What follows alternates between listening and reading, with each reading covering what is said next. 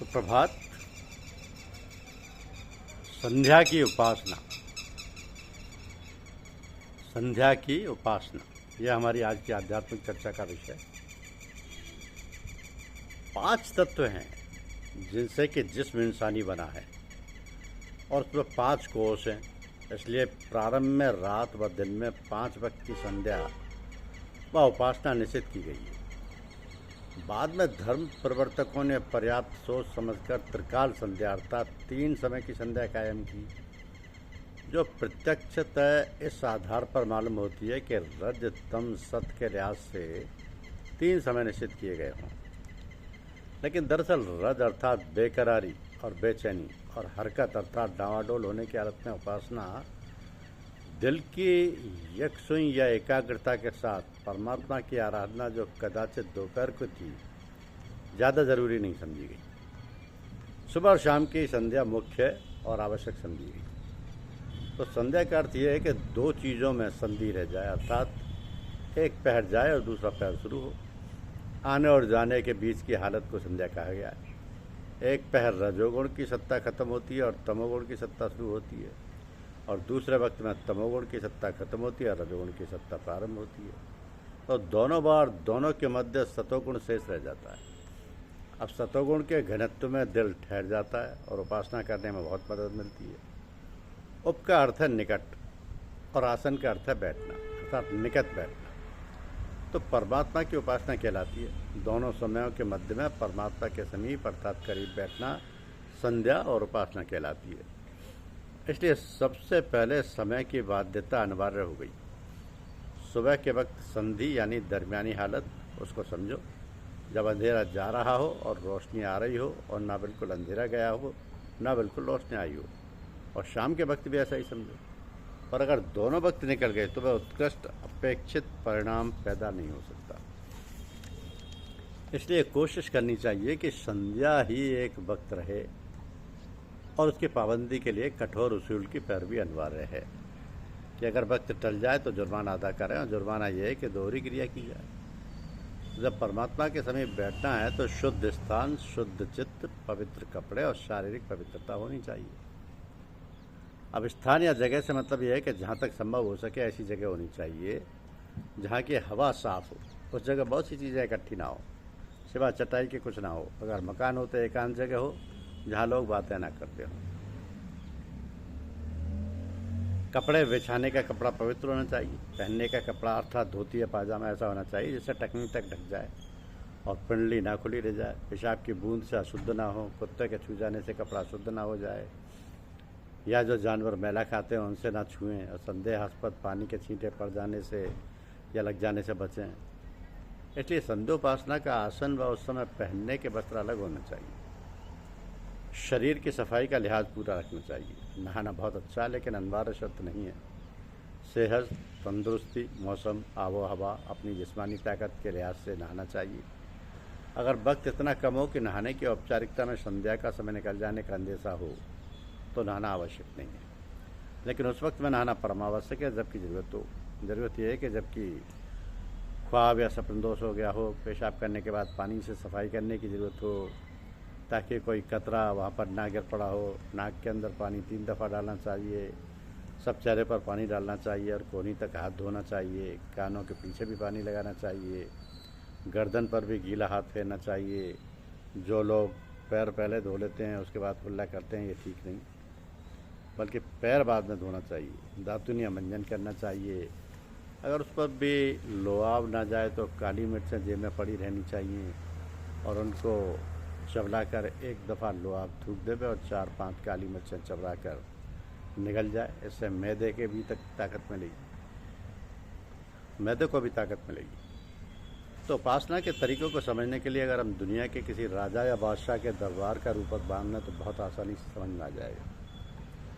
जिस किसी ने दरबार में दाखिल होने के कायदे और बर्ताव देखे हैं वो समझते हैं कि वहाँ के अदब और कायदे ये हैं कि जहाँ तक मुमकिन हो सकता है सफाई, जिस्म, कपड़ों का लिहाज, सलाम और बातचीत के कायदे, खड़े होने और बैठने के तरीके सब पहले से मालूम करके जाते हैं। अदब का बड़ा लिहाज होता है।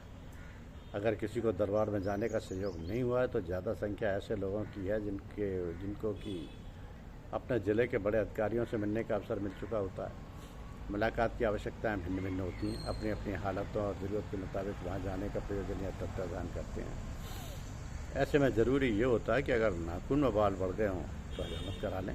ज़माना मौजूदा के शिष्टाचार के मुताबिक कपड़ों की सफाई और तराशो खराश कट बनावट की लिहाज करते हैं और वहाँ पहुँचकर किसी चपरासी के जरिए से अपनी पहुँच की सूचना कराते हैं। जब बुलावा आता है तो जो पहले जाते हैं उनके हवास समस्त इंद्रियों के क्रियाकलाप एकदम जाते रहते हैं और सांस फूल जाती है, दिल की धड़कन बढ़ जाती है। सामने जाने से पहले अपने आप को तैयार और समझाना पड़ता है।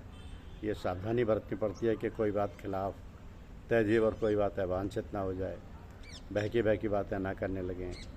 वहाँ पहुँचने पर बाकायदा अदब के साथ सलाम करके और हाथ बांध कर और गर्दन नीची करके खड़े हो जाते हैं और इंतज़ार करते हैं कि जब इजाज़त हो तब संवाद शुरू करें।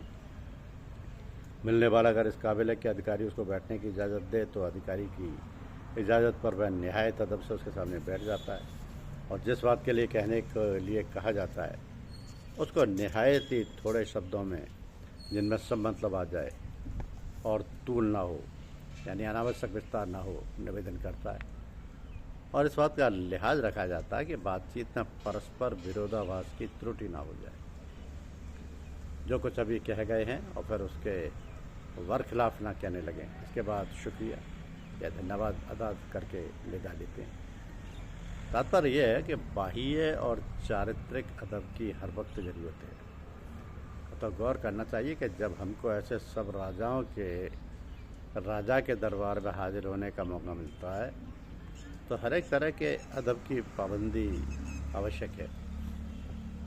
शुद्ध चित्त में ये बातें आ सकती हैं कि ऐसे ख्यालात को उपासना से पहले रोक दें और जब तक उपासना करते रहें जहाँ तक मुमकिन हो सके ना आने दें, जिनमें शर्म, खौफ, बहम हो, सिवाय उसके ख्याल के दूसरा ख्याल ना आए। इसलिए शुरू करने से पहले मौजूदा ख्यालात को इस तरह से अलहदा करके रख दें कि गोया अब तक मैं एक खैरात की गठरी सिर पर बांधे हुए रखे था, अब थोड़ी देर के लिए किसी से मिलने के लिए कमरे के अंदर जाता हूँ और गठरी दरवाजे पर सर से उतार कर रख देता हूँ और इरादा कर ले कि गठरी की एक चीज़ भी वहाँ ना आने पाए। यही अदब है और यही शुद्ध चित्त है। आसन, मुद्रा या बैठक जिसको कहते हैं, कोई व्यक्ति ऐसा नहीं कि कमरे में दाखिल होते ही बिला सलाम और बिला इजाज़त और इशारा एकदम से अपने मुलाकात करने वाले के सामने जाकर पालती मार कर बैठ जाए। बैठने से पहले थोड़ी देर ज़रूर खड़ा होता है और झुककर सलाम करता है और ज़रा इशारे की प्रतीक्षा करता रहता है कि बैठने की इजाज़त हो।